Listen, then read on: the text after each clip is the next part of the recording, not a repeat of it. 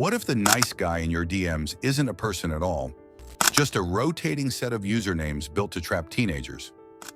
The FBI says sextortion can start on any site, app, messaging platform, or game where people meet and communicate. In this video, we follow how cases like the one tied to Stephen Andrew Cipkin allegedly moved across platforms, Snapchat, Instagram, even chat sites like Y99 and YesiChat, using multiple online identities. Stay with me, because once you see the step-by-step pattern, you'll recognize the early warning signs before the threats start. Before we move on, please take a moment to subscribe to the channel and like the video. Here's the part most people miss. They're not trying to build one perfect profile. They're running a whole stack of them. One account gets blocked, another slides in. One username looks new, but the approach feels weirdly familiar, and that's where the cracks start to show. From the inside track, investigators don't always catch a case because one profile looks suspicious. A lot of the time, it's victim tips and reports that line up like receipts. Different teens, different apps, different usernames, but the same opening lines, the same pacing, the same push towards secrecy. When those stories stack up, the focus stops being, who is this account? And turns into, who keeps running this script? In cases like the one tied to Stephen Cipkin, the FBI has described predators using multiple online personas across platforms where teens hang out. The point isn't just reach, it's targeting. One handle plays the compliment game, coming in hot with your different energy. Another plays the mentor, acting older and protective, like they're helping you with confidence or problems at home. Another goes straight to flirting and dares. And the most dangerous one is the safe secret persona, the one who says they get it, they won't judge, they'll keep it private, and they just want trust. And yes, boys get hit hard in financial sextortion, especially 14 to 17. The reason isn't complicated, it's psychological. The escalation happens fast and the fear hits right where it hurts. They worry about getting labeled. They worry their friends will clown them. They worry their parents will take their phone, or worse, blame them for it. And a lot of teen guys feel this pressure to fix it themselves, to handle it quietly, to not look scared. That's exactly what the predator counts on. Early grooming can look almost harmless if you don't know the pattern. It starts with rapid intimacy, like they're trying to speedrun a friendship. They act like you've known each other longer than you have. Then they push you off the first platform. This app is glitchy. My notifications don't work here. Let's go somewhere private. It sounds normal until you realize the goal is isolation. Then come the boundary tests. Little dare games, tiny sexual jokes, a request that feels like a favor, and eventually the proof photo request. Not even always explicit at first. Sometimes it's framed like, just show me you're real, or send one quick pic, I'll send two. Here's the first hidden tell. The beats repeat.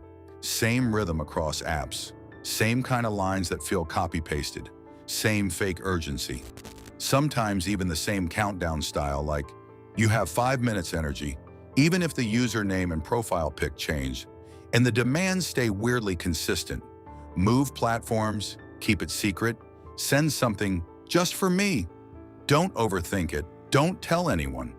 Platform reality makes this easy for them.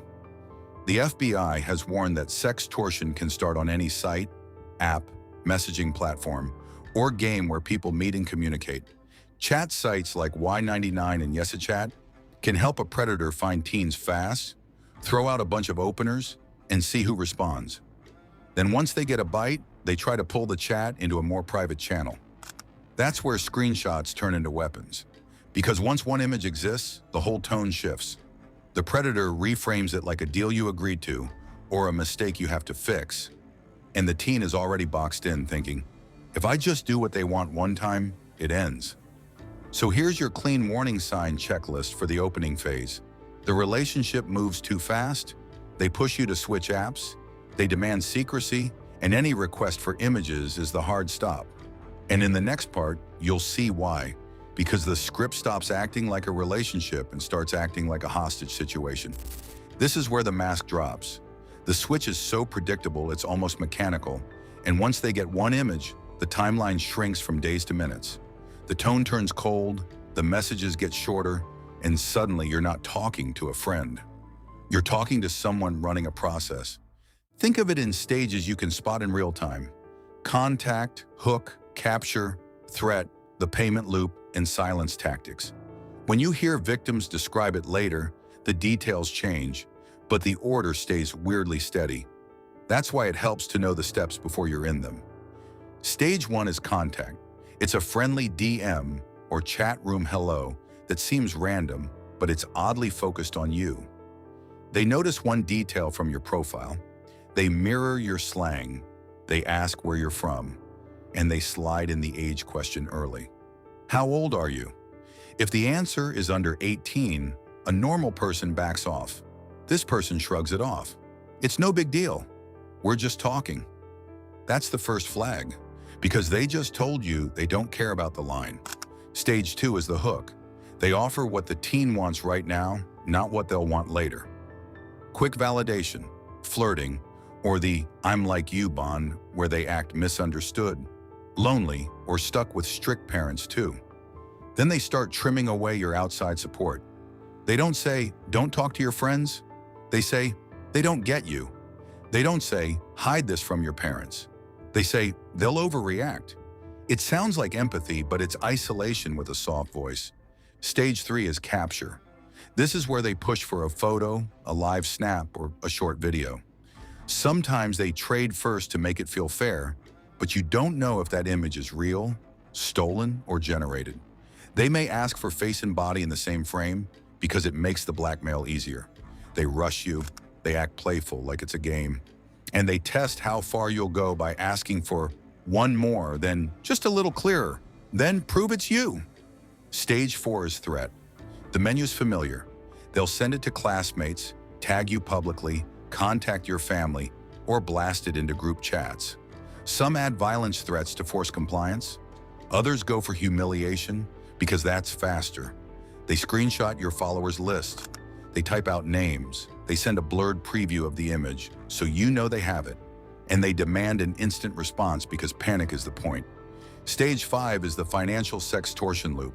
The FBI has warned this money angle is spiking, and the demands often look simple at first. Gift cards, payment apps, crypto. Pay once and I delete it. Then the fake fees start. Deletion cost. Transfer failed. You wasted my time. Each message pretends it's the last chance, but it never ends. Every payment just proves you're reachable, and that's why paying doesn't work. The predator learns two things. You respond and you can be pushed, so the demands get more aggressive and more frequent. They may rotate accounts again, not to disappear, but to keep you off balance. They may threaten at school hours, late at night, during class, whenever they think you'll crack. Payoff number 1. How did the FBI first catch on to Stephen Cipkin, and what online behavior triggered the investigation? In cases like this, federal attention usually starts with reports, not a single gotcha message. A victim tells a parent, a school resource officer, or local police. A tip hits a hotline. Another report shows up in a different county. Investigators request account data through legal process, then look for the same patterns across usernames, devices, and login locations. Platforms get subpoenas. Jurisdictions share notes.